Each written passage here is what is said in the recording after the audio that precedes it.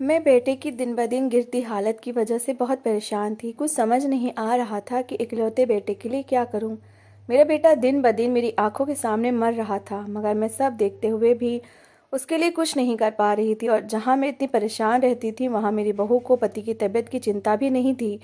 वो उसे नॉर्मल कहती थी। मुझे बड़ा गुस्सा आता, क्योंकि एक तो वो मुझे पसंद नहीं थी, इसकी वजह ये थी कि वो मुझे अपने बेटे की बिल्कुल काबिल नहीं लगती थी। दूसरा, अगर उसकी जिंदगी में आ ही गई थी तो इसके बाद पति को जैसे दीमक की तरह खा रही थी। मेरे दिन रात फिक्र परेशानी में गुजर रहे थे, जबकि वो नॉर्मल थी। पिछले 2 महीनों से मैं बेटे की सेहत के लिए अस्पतालों के चक्कर काट रही थी। उस दिन मैं बेटे के लिए परेशान बैठी रो रही थी कि पुराने मोहल्ले का ख्याल आया और मैं उठकर चल दी।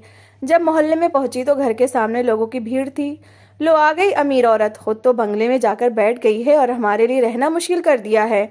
कई औरतों की गुस्से वाली आवाजें मेरे कानों में पड़ी तो मैं घबरा गई। मामला यकीनन बहुत सीरियस था। शादी के 7 साल बाद जब मुझे मन्नतों मुरादों के बाद बेटा हुआ तो सब देखते रह गए, क्योंकि इतना सुंदर बच्चा हमारे पूरे खानदान में नहीं था। मैं और मेरे पति बहुत खुश हुए।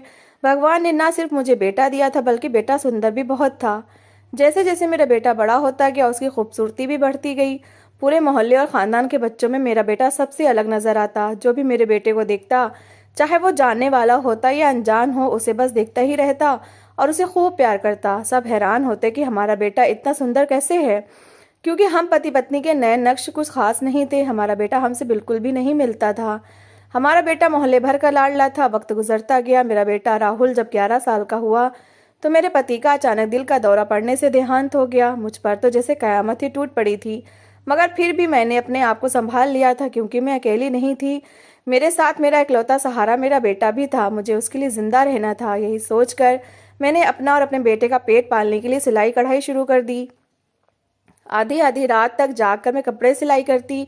बेटे के नाज नखरे वैसे ही उठा रही थी जैसे उसके बाप की जिंदगी में हम उठाते थे। अपना पेट काट कर अपनी हर जरूरत को छोड़कर मैं बेटे की हर फरमाइश पूरी करती, ताकि वो ये ना सोचे कि अगर उसका बाप जिंदा नहीं रहा तो माँ फरमाइशें पूरी नहीं कर सकती। मैंने उसे अच्छे स्कूल में डलवाया। उसकी फीस के लिए एक एक रुपया जोड़ कर रखती। मैं ये सोचकर बहुत मेहनत करती कि मेरा बेटा पढ़ लिख कर किसी ऊंची पोस्ट पर पहुंच जाएगा तो मेरे ये मुश्किल दिन टल जाएंगे। फिर आराम से सुकून से बैठकर खाना नसीब होगा। मगर भगवान को शायद ये मंजूर नहीं था। तभी मेरी सारी कोशिशों के बाद भी सब कुछ उल्टा हुआ। जब मेरा बेटा 9th में पहुंचा तो ना जाने कैसे वो बुरी सोहबत में पड़ गया था। जब मुझे पता चला तब तक पानी सर से ऊपर हो चुका था। मेरे समझाने, मेरी विनतियां, मेरे रोने, किसी भी चीज का मेरे बेटे पर असर न हुआ, बल्कि उल्टा वो झगड़ने लगता। मैं उसका ये रवैया देखकर बहुत परेशान थी। कुछ समझ में नहीं आता था कि क्या करूं। मेरा बेटा मेरे हाथ से निकल चुका था। अब वो छोटा बच्चा नहीं रहा था कि डांट डपट कर सुधार लेती। 15-16 साल का नौजवान लड़का था। मोहल्ले के कई लोगों ने मेरे हाल पर तरस खाते हुए मेरे बेटे को समझाने की कोशिश की, मगर वो उनके साथ भी झगड़ने लगता। तंग आकर सबने मुझे यही कहा कि इसे इसके हाल पर छोड़ दो, शायद कभी इसे खुद एहसास हो जाए। मेरी रातों की नींद, चैन, सुकून सब बर्बाद हो चुका था। हाई स्कूल के एग्जाम में जैसे तैसे करके वो बैठने पर राजी तो हो गया, मगर जब रिजल्ट निकला तो वो फेल था। मैं बुरी तरह रोई। मेरे सारे सपने जो मैंने अपने बेटे के लिए देखे थे, पढ़ लिख कर बड़ा अफसर बनेगा और फिर किसी ऊंचे घराने में उसका ब्याह करूंगी, सब सपने ख्याल टूट कर बिखर चुके थे। मगर उसे जरा भी परवाह न थी। वो कहता था कि माँ, पढ़ाई में मेरा दिल नहीं लगता, इसलिए बस मैं नहीं पढ़ूंगा। इसलिए मेरी 1000 कोशिशों के बाद भी उसने पढ़ाई पूरी तरह से नाता तोड़कर मेरे दिल को बहुत ठेस पहुंचाई थी। मैंने जिस बेटे के लिए मैं दिन रात एक करके मेहनत की, इसका उसने मुझे ये सिला दिया था। पूरा पूरा दिन वो दोस्तों के साथ आवारागर्दी करता, रात को घर आता, वो भी सिर्फ खाने और सोने के लिए। घर को उसने खाने और सोने का अड्डा बना लिया था। मुझे अच्छे से पता था कि वो बुरी सोहबत में है तो अच्छे काम तो नहीं करता होगा, मगर फिर भी जब पहली बार मैंने उसे अपने कमरे में सिगरेट पीते हुए देखा तो मुझे बहुत दुख हुआ और मैं बहुत रोई। और फिर उसे समझाने की कोशिश की तो वो इतना गुस्से में आ गया था कि मुझ पर हाथ उठाने पर तुल गया। तो मैंने उस दिन के बाद डर के मारे चुप्पी साध ली। मोहल्ले के लोग जब राहुल के बारे में गलत गलत बातें करते, उसे आवारा नशेड़ी कहते, तो मेरा दिल बहुत दुखता, मगर मैं क्या कर सकती थी, चुप रहती। लोग मेरे पास उसकी शिकायतें लेकर आते कि राहुल और उसके दोस्तों ने फला को मारा है, या फिर फला के घर से चोरी की, या किसी लड़की को छेड़ा है। इसी तरह के अलग अलग इल्जाम उस पर होते हैं। मैं लोगों के आगे हाथ जोड़ लेती कि मैं इसमें कुछ नहीं कर सकती। भले वो मेरा बेटा है तो है, मगर मेरे हाथ से निकल चुका है। कुछ लोग मुझे बुरा भला कहते और कुछ मेरी मजबूरी समझकर चुप हो जाते। कई बार तो पुलिस भी घर आई, मगर मुझसे सिर्फ पूछताछ करके चली जाती। मैं रो रोकर भगवान से इकलौते बेटे के लिए सही रास्ते पे आने की प्रार्थनाएं करती। दूसरी बहुत सी बुरी आदतों के साथ उसे लड़कियों की लत भी थी। आवारा तो था ही, मगर क्योंकि अच्छा और स्मार्ट था तो लड़कियां ये जानते हुए भी कि वो कोई शरीफ लड़का नहीं, उस पर मरती और वो उस चीज़ से फ़ायदा उठाता था। महंगे महंगे गिफ्ट्स बटोरता। अक्सर मैं उसके पास कीमती कपड़े और जूते देखा करती थी। एक दिन एक लड़की उसकी शिकायत लेकर मेरे पास आई और कहने लगी 4 महीने से राहुल उसे शादी का झांसा देकर बेवकूफ़ बना रहा था और साथ साथ माल भी बटोर रहा था, मगर अब वो शादी करने से इनकार कर रहा है। वो लड़की बहुत रोती रही और बार बार कहती, मौसी राहुल से कहो मुझसे शादी कर ले, मैं उसके बगैर नहीं रह सकती। उसने मुझसे शादी ना की तो मैं मर जाऊंगी। मुझे उस पर बहुत तरस आया और बेटे पर गुस्सा। अब वह अच्छी खासी प्यारी लड़की थी, सिर्फ सूरत की वजह से मेरे बेटे के झांसे में आई थी। मैं अच्छे से जानती थी कि मैं अपने बेटे को इस लड़की के लिए नहीं मना सकती, क्योंकि मेरा उस पर बिल्कुल भी जोर नहीं चलता था। मगर फिर भी मैंने उससे वादा कर लिया कि मैं बेटे को बनाने की कोशिश करूंगी। लेकिन जब मैंने बेटे से बात की तो वो भड़क उठा और कहने लगा कि वो कोई अच्छे करेक्टर की लड़की नहीं है। आधी रात को मुझे अपने घर पर बुलाती है। मैं ऐसी लड़की से बिल्कुल शादी नहीं कर सकता जो रातों को लड़कों को बुलाती हो। मुझे उसकी बात सुनकर बहुत गुस्सा आया और मैंने बेटे के मुंह पर थप्पड़ मारते हुए कहा कि शर्म नहीं आई किसी की इज्जत खराब करते हुए। तो वो गुस्से में घर से निकल गया। वो लड़की बार बार आती रही और मैं उसके आगे अपनी मजबूरी बताती रही कि मैं कुछ नहीं कर सकती। वो मेरी ना ही सुनता है और ना मानता है। मगर वो लड़की हार मानने को तैयार ना थी। एक दिन वो आई तो उसी वक्त राहुल भी आ गया। उसे देखकर गुस्से में आ गया और उसे गालियां देते हुए हाथ से पकड़कर घर से निकाल दिया। मुझे बहुत अफसोस हुआ। वो लड़की रोती हुई गई। कुछ देर बाद खबर आई कि उसने आत्महत्या कर ली है। मैं रोने लगी और बेटे को कोसने लगी। लड़की के घर वालों ने उसकी आत्महत्या का इल्जाम मेरे बेटे पर लगाते हुए रिपोर्ट लिखवाई। पुलिस ने उसे गिरफ्तार कर लिया। मैं परेशान हाल थानों के चक्कर काटती रही। आखिरकार मेरे रोने धोने और मिन्नतों पर उस लड़की के घर वालों ने शिकायत वापस ले ली और ये मेरा बेटा रिहा हो गया। मगर इसके बाद भी उसने सबक ना सीखा। मैं बहुत समझाती रही मगर उसने अपनी हरकतें ना बदली। मगर फिर चमत्कार हो गया। एक दिन मैं बरामदे में बैठी कपड़े सी रही थी कि मेरा बेटा मेरे पास आकर बैठ गया और कहने लगा, माँ, मैं जितने भी गलत काम किए हैं, आपका दिल दुखाया है, मुझे उन सब के लिए माफ़ कर दें। अब मैं सारे गलत काम छोड़ दूंगा। जो आप बोलेंगी वही करूंगा। मैं तो उसके मुंह से ये सब सुनकर हैरानी से उसे देखने लगी। वो मेरे पैर पकड़े बैठा था। मेरी आंखों में खुशी के आंसू आ गए और मैं रोने लगी। मेरे बेटे ने मुझे गले से लगाया, मेरे हाथ चूमे और कहा, माँ, अब मैं आपको अच्छा बेटा बनकर दिखाऊंगा। फिर इसके बाद उसने अपना कहा करके दिखाया। वो बिल्कुल चेंज हो गया। सुबह तैयार होकर चला जाता और शाम को वापस आता। उसने मुझे बताया कि उसे एक बहुत बड़ी कंपनी में अच्छी पोस्ट पर नौकरी मिली है। मैं हैरान हुई कि बिना डिग्री के नौकरी कैसे मिल सकती है। तो उसने बताया कि एक बार वो रात को सड़क पर घूम रहा था। एक बड़ी गाड़ी वहां से गुजर रही थी तो कुछ चोर डाकू ने उस गाड़ी वाले को रोककर लूटा और गोली मार दी। वो आदमी तड़प रहा था तो मेरे बेटे ने फौरन उसे अस्पताल पहुंचाया। समय पर अस्पताल पहुंचने पर उस आदमी की जान बच गई। तो वो इंसान बहुत अमीर था। उसने अपनी जान बचाने के बदले में मेरे बेटे को नौकरी पर रख लिया था, ये जानते हुए भी कि वो हाई स्कूल फेल है। बेटे के मुंह से सारा वाकया सुनकर मैं उस आदमी को दुआएं देने लगी जो हमारी जिंदगी में फरिश्ता बनकर आया था। अब मेरा बेटा अच्छे इंसानों की तरह रहने लगा। सारे बुरे दोस्तों की कंपनी भी उसने छोड़ दी थी। धीरे धीरे हमारे घर में खुशहाली आने लगी थी। मेरा बेटा हर महीने पैसों की एक मोटी गड्डी मुझे दिया करता था। पहले मोहल्ले में जो सबसे ज्यादा गरीब घर था वो हमारा था। अब जो सबसे अच्छी हालत में था वो हमारा था। मोहल्ले वाले भी इस कायापलट पर हैरान थे। कुछ लोग कहते कि अच्छा है, सुधर गया, बेचारी माँ की टेंशन भी खत्म हुई। मगर कुछ लोग बोलते थे कि किसी का दिमाग खराब है जो इस 10वीं फेल को नौकरी पर रख ले। जरूर ये कोई गैर कानूनी काम करता है। मैं अब इन बातों की परवाह नहीं करती, क्योंकि मुझे यकीन था कि मेरा बेटा सारे बुरे काम छोड़ चुका है। दौलत आई तो वो लोग जो पहले उसे आवारा कहते थे अब खुद अपनी बेटियों के लिए रिश्ते लेकर आने लगे। इनमें से कई अच्छे अच्छे घरानों के रिश्ते भी थे। लेकिन मेरी इच्छा थी कि जैसा चांद जैसा बेटा मेरा है वैसी चांद जैसी बहू लाऊं। इसलिए मैं दूसरे रिश्ते वालों के घर में जाकर लड़कियां देख रही थी। कई खूबसूरत और पढ़ी लड़कियां भी देखी, मगर जिस तरह की खूबसूरत बहू मैं चाहती थी वैसी बहू मुझे मिल नहीं रही थी। मेरी कोशिश जारी थी, मगर शायद किस्मत में नहीं लिखा था कि बेटे की शादी मेरी पसंद से हो। एक दिन बेटा सुबह काम पर गया तो शाम के बजाय दोपहर को ही वापस आ गया, मगर अकेला नहीं था।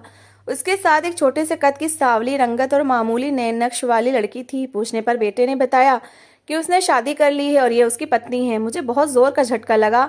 मैं शौक रह गई, क्योंकि मैं तो उसके लिए चांद जैसी पत्नी लाने का सोच रही थी। मगर वो ये क्या ले आया, इतनी आम सी लड़की। मैं सदमे से रोने बैठ गई। बेटे पर चिल्लाने लगी कि ये क्या करके आए हो, मैं मोहल्ले वालों को क्या मुंह दिखाऊंगी, वो हंसेंगे मुझ पर। मगर बेटे पर ना मेरी बातों का असर हुआ और ना रोने धोने का। उसने सिर्फ इतना कहा कि माँ, ये लड़की मुझे रोड पर मिली, इसका इस दुनिया में कोई भी नहीं है। ये लड़की मुझे पसंद आई इसलिए मैंने इससे शादी कर ली है। लोगों की बातों से उसे कोई परवाह नहीं है, और वैसे भी उसे कंपनी की तरफ से नया घर मिल गया है, इसलिए हम वहाँ शिफ्ट हो रहे हैं। मैं क्या कर सकती थी, भला रो धोकर खामोश हो गई। बहू को ना चाहते हुए भी स्वीकार करना पड़ा। दूसरे दिन हम नए घर में शिफ्ट हो गए। ये एक बहुत बड़ा और खूबसूरत बंगला था। मेरी आंखें फटी की फटी रह गई। नौकर चाकर गाड़ियां सब कुछ था। मैंने जब बेटे से सवाल किया ये सब कहाँ से आया, तो उसने कहा कि माँ, ये तुम्हारी बहू के नसीब से आया है। मेरे बॉस का कोई बेटा नहीं था, तो उसने अपनी सारी दौलत मेरे नाम कर दी। अब वो ऑफिस भी मेरा है। मैं सोचने लगी, कहाँ वो वक्त था जब रुपया रुपया जोड़ना पड़ता था, और कहाँ ये वक्त आ गया है कि पैसा ही पैसा है। समझ नहीं आता था कि कहाँ खर्च करूं। मैं इतनी आराम पाकर बहुत खुश थी, मगर बहू के दिल में अरमान जरूर था कि काश किसी अमीर घराने की खूबसूरत लड़की होती जो मेरे बेटे के साथ जचती। कभी कभार जब अफसोस बढ़ जाता तो मैं बेटे के आगे फट पड़ती कि क्या जरूरत थी इस काली कलूटी लावारिस लड़की से ब्याह रचाने की, जो तुम्हारे साथ बिल्कुल भी नहीं जचती। न इसके आगे का पता है और न ही इसके पीछे का। तो वो मुस्कुरा कर चुप हो जाता। एक दिन सुबह मैं लाउंज में बैठी टीवी देख रही थी। मेरी बहू अपने कमरे से निकली। उसकी आंखों में आंसू थे। मुझे हैरानी हुई, मगर मैंने कुछ नहीं कहा। इसके बाद ये मामला बन गया। मैं उसे अक्सर ऐसे रोता हुआ देखती, और अपने बेटे के चेहरे पर भी अक्सर गुस्सा नजर आता। मेरे सामने वो बात बात पर पत्नी को डांट देता। मैं भी कुछ ना कहती, खामोश रहती, क्योंकि मेरे दिल में अभी भी यही इच्छा थी कि वह इस औरत से जान छुड़वाए और मैं उसके लिए सुंदर सी पत्नी लाऊं। कुछ समय बाद मुझे अपनी बहू की हरकतें अजीब लगने लगी। मेरा बेटा जब ऑफिस चला जाता तो कभी कभी वो भी पीछे निकल जाती और घंटों बाद वापस आती। मैं पूछती तो कहती, माँ शॉपिंग करने गई थी राहुल से परमिशन लेकर। हालांकि हाथ में कोई भी शॉपिंग बैग भी ना होता। मैं जब ये बात पूछती तो कहती, माँ कुछ पसंद ही नहीं आया इसलिए नहीं लिया। मगर मेरा शक दिन ब दिन बढ़ने लगा। मुझे उसके कैरेक्टर को लेकर शक होने लगा। कई बार मैंने उसे फोन पर बात करते हुए देखा। वो मुझे देखकर या तो वह फोन बंद कर देती या बात बदल देती। मैं राहुल से जिक्र करती तो वो हंसकर टाल देता और कहता, नहीं माँ, आपका वहम है। मगर मेरे दिल में शक बैठ गया था। एक दो बार मैंने नौकरानी को रिश्वत देकर उसका पीछा भी करवाया, मगर नौकरानी ने वही रिपोर्ट दी कि मैडम जी मार्केट ही गई थी। एक रात मेरा बेटा अपनी पत्नी को लेकर बाहर चला गया। जब वापस आया और मैंने पूछा कि कहाँ गए थे, तो कहने लगा वॉक पर गए थे। फिर रोज रात को यही मामूल बन गया। वो पत्नी को लेकर चला जाता, सुबह होते हुए वापस आता। मेरे पूछने पर वॉक का बताता। एक दिन मुझे बहुत गुस्सा आया और मैं उस पर बिगड़ने लगी कि ये कौन सी वॉक है जो रात से लेकर सुबह तक होती है। तुम लोग कहीं और जाते हो और मुझसे छुपा रहे हो। मगर बेटा बहू ना माने और वॉक का ही कहा। एक दिन बैठे बैठे अचानक मुझे पुराने घर की याद सताने लगी। जब वहां गई और मोहल्ले की कुछ औरतों से मुलाकात हुई तो उन्होंने बातों बातों में बताया कि तुम्हारा बेटा और बहू रोज रात को यहाँ आते हैं पुराने घर में। मुझे बड़ी हैरानी हुई और साथ में गुस्सा भी आया कि इतने समय से रात को वो दोनों यहाँ आ रहे थे। खैर, जब घर गई, बेटा शाम को ऑफिस से आया तो मैंने उससे इस बात कही तो उसने साफ मना कर दिया। मुझे बड़ी हैरानी हुई। फिर दूसरी रात जब वो पत्नी को लेकर घर से निकला तो मैं भी पीछे पीछे चल पड़ी। मेरी हैरत की इंतहा नहीं रही जब मैंने उन्हें पुराने घर में जाते देखा। मैं भी पीछे अंदर चली गई। मुझे सामने देखकर बहू और बेटा दोनों शर्मिंदा हो गए। मैंने जब नाराज होकर पूछा कि मुझसे झूठ बोलने की क्या जरूरत थी, तो बेटे ने बताया कि माँ, असल में मेरे साथ दिमागी मसला हो गया है। मुझे रात को बिल्कुल नींद नहीं आती। मैं एक दिमागी डॉक्टर के पास गया तो उसने चेक करने के बाद पूछा कि मुझे नींद ना आने की शिकायत कब से है। मैंने जब बताया कि तब से है जब से मैं नए घर में शिफ्ट हुआ हूँ, तो उस डॉक्टर ने कहा कि एक रात पुराने घर में जाकर सो। मैं जब एक रात इस पुराने घर में आया तो मुझे बहुत सुकून की नींद आई। अगले दिन ये बात मैंने डॉक्टर को बताई तो उसने कहा कि मुझे अपना इलाज कराना होगा, जिसमें 6 महीने लगेंगे। मगर जब तक इलाज पूरा नहीं हो जाता तब तक मुझे इसी पुराने घर में सोना पड़ेगा। मैं रात को पत्नी को लेकर यहाँ आ जाता हूँ और फिर पूरी रात अच्छी नींद लेने के बाद हम सुबह नए घर चले जाते हैं। बेटे की बात सुनकर मेरी आंखों में आंसू आ गए और मैंने नाराजगी भरे अंदाज में कहा कि मुझसे ये बात क्यों छुपाई, तो उसने कहा वो मुझे परेशान नहीं करना चाहता था। खैर, इसके बाद मैं इत्मीनान में हो गई। बहू की तरफ से भी दिल में जो शक था वो धीरे धीरे जाता रहा। अब वो रोज रात को मुझे बताकर पुराने घर जाते थे और फिर सुबह वापस आ जाते। कभी कभी बेटे की हालत देखकर जब खाने पीने के बाद भी वो कमजोर होता जा रहा था तो मैं परेशान होकर कहती कि जब से तुमने इस चुड़ैल से शादी की है तब से तुम्हारी सेहत को जंग लग गया है, क्योंकि मैं महसूस कर रही थी कि दिन ब दिन मेरे बेटे की सेहत गिरती जा रही थी। मैं चिंता करती तो बेटा कहता कि माँ परेशान न हो, ऑफिस का काम ही इतना ज्यादा होता है कि क्या करूं। एक दिन सुबह उठी तो देखा बेटे की तबीयत ठीक नहीं थी, वो उल्टियां कर रहा था। मेरे हाथ पैर फूल गए। बहू ने फौरन फोन करके डॉक्टर को बुलाया, जिसने चेकअप के बाद कहा कि शायद बदहजमी हो गई है। मगर मुझे अच्छे से याद था कि उस रात तो मेरे बेटे ने कुछ खाया भी नहीं था, फिर बदहजमी भला कैसे। पिछले कुछ टाइम से मेरा बेटा नाम का खाना खा रहा था। मैं और मेरी बहू उसकी पसंद की डिशेस बनाकर उसके सामने रखती और कहती कि खाओ, मगर वो कुछ निवाले मुंह में लेकर पीछे हट जाता। मैं दुख से देखती रहती, क्योंकि मेरे बेटे की बचपन से ही काफी अच्छी खुराक थी, मगर अब जैसे जिंदा रहने के लिए नाम का खाना खाने लगा था। खैर, उस दिन वो पूरा दिन बिस्तर पर पड़ा रहा। मैं और मेरी बहू उसे थोड़ा बहुत खिलाने की कोशिश करती रही। शाम को वो ठीक होकर उठ बैठा और पत्नी को लेकर पुराने घर चला गया। हालांकि मैंने बहुत कहा कि वो वहां ना जाओ, तुम्हारी तबीयत ठीक नहीं है, यहीं सोने की कोशिश करो, मगर उसने मेरी एक ना सुनी। फिर हर दूसरे दिन उसकी तबीयत खराब रहने लगी। एक दिन जिद करके मैं उसे हॉस्पिटल ले गई। वहाँ डॉक्टर्स को दिखाया, कई महंगे टेस्ट हुए, मगर रिपोर्ट्स बिल्कुल क्लियर आई। जो इसकी हालत थी, उसे लगता था कि वो किसी बड़ी बीमारी से ग्रसित है, मगर बड़े बड़े डॉक्टर्स को दिखाने के बाद भी कोई बीमारी रिपोर्ट में नहीं आई। मैं बहुत परेशान रहने लगी थी, मगर मेरी बहू के चेहरे पर परेशानी नाम की कोई चीज दिखाई न देती। वो अक्सर मुझसे कहती, माँ फालतू में परेशान होती हैं। उसे अलग अलग डॉक्टर्स के पास लेकर जाती हैं, मगर फिर राहुल की सारी रिपोर्ट्स क्लियर आती है। आप मानती क्यों नहीं कि वो बीमार नहीं है, बस काम की वजह से थकावट और कमजोरी हो जाती है। मगर मेरा दिल मानने को तैयार ना था। मुझे पक्का यकीन था कि मेरे बेटे को कोई ना कोई बीमारी जरूर है, जो डॉक्टर पकड़ नहीं पा रहा। एक दिन मैं बहुत परेशान बैठी थी कि अचानक मुझे अपने मोहल्ले के बाबा रामेश्वर का ख्याल आया, जो झाड़ फूक और कुछ विद्या करके बता देते थे कि बीमारी है या कोई और तकलीफ। मैं बाबा से बेटे का इलाज करवाने के लिए पुराने मोहल्ले में गई तो देखकर चौंक गई। मेरे घर के बाहर बहुत सारे लोग जमा थे। इनमें कई लोगों ने नाक पर कपड़ा रखा हुआ था। लोग मुझे देखकर कहने लगे, आपके घर से बहुत बदबू आ रही है। मैं नाक पर हाथ रखकर हैरान परेशान घर में दाखिल हुई।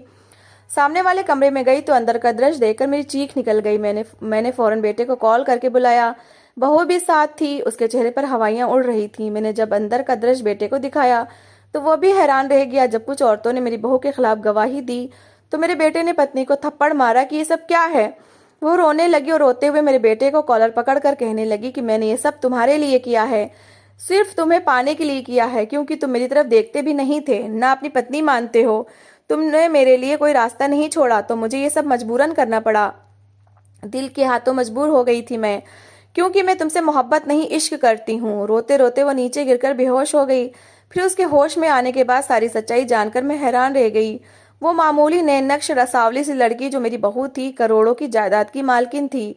वो रोड वाली कहानी झूठी थी। कुछ समय पहले कहीं जाते हुए इस अमीर लड़की की नजर मेरे बेटे पर पड़ी तो वो इस पर मर मिटी थी।